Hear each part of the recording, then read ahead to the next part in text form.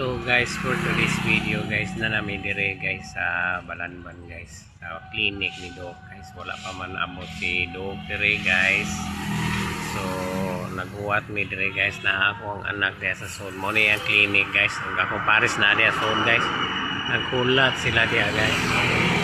So maoring highway kana siya guys.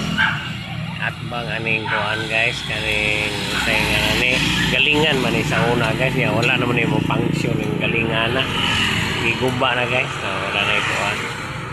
So na ako dire guys, kuwat ra ko dire guys kay inoon wala no customer dire guys.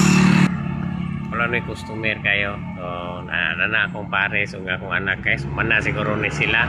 Mo na chapel ya guys. Okay na. Okay na? Wala pa, Dok?